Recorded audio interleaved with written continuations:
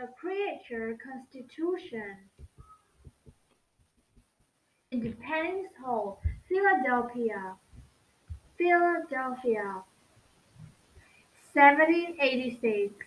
None of the creatures in Independence Hall were able to sleep. Every night, the mice in the basement tumbled through the spider's webs. The spider pursued the mice, screaming at the top of their lungs. The crickets in the closest kept everyone awake with their all-night chirping. Early in the morning, the pigeons in the clock tower started singing. They woke up everyone who managed to catch even a few minutes of sleep. All the animals were exhausted, ex- exhausted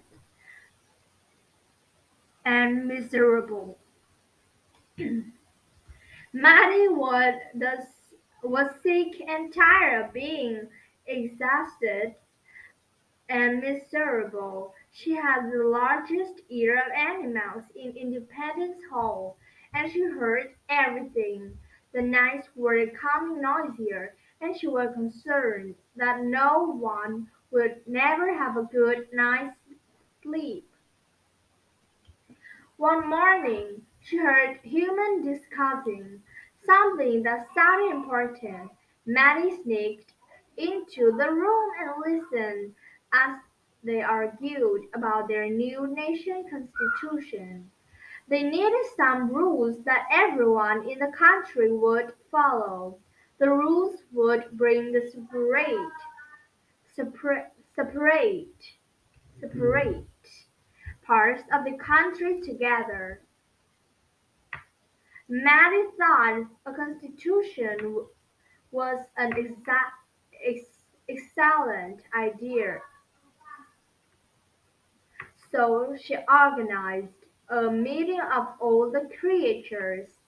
Every single creature came, from spiders in the basement to the pigeons in the clock tower, and there were so many animals packed together around the bell in the clock together that could barely move.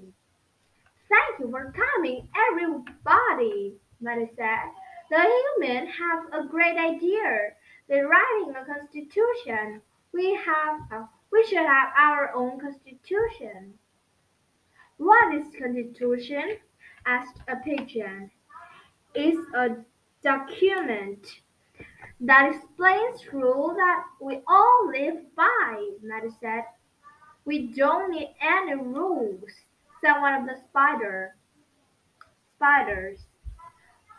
When was the last time any of you slept all night? Maddie replied.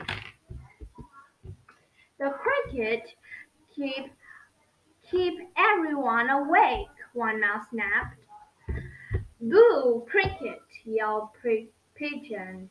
If I hear those crickets chirping one more time, the pigeon will wake everyone up so early. It's their fault, a cricket chirped. The cricket and pigeon are awful, said the spider, but the mouse are the worst. They just keep knocking down our webs. We can't even see your webs, a mouse retorted. The pigeons flapped their wings. The crickets chirped.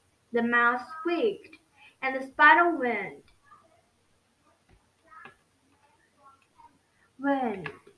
There was such a commotion that no one could hear a single word anyone was saying. The animals continued arguing until the bell in the clock tower began to ring. Ding dong, ding dong. Maddie covered her large ears and examined the hundreds of animals crammed in the room, exhausted and grumpy from lack of sleep.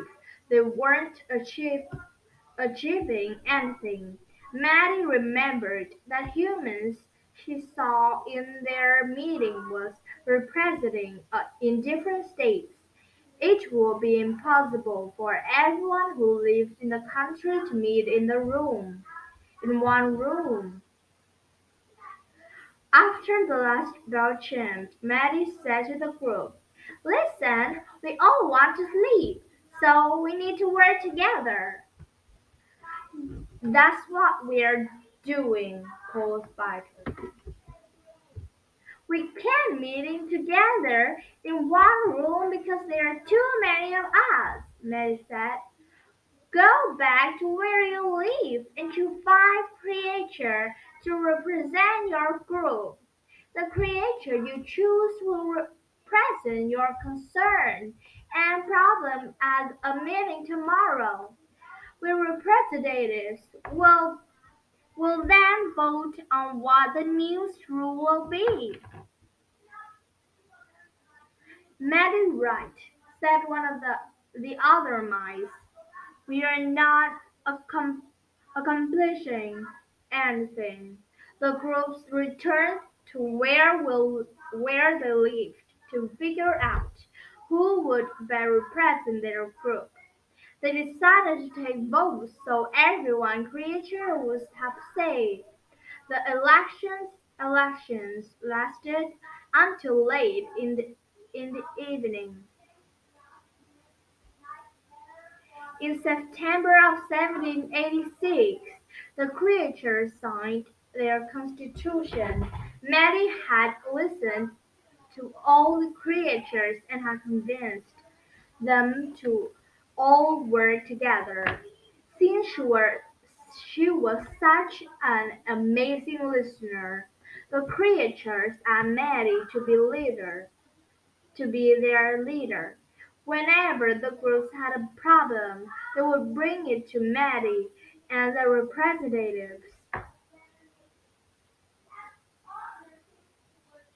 The night being signed their constitution, the creatures in Independence Hall fell asleep happy. For the first time in as long as they could remember, they all had a good night's sleep.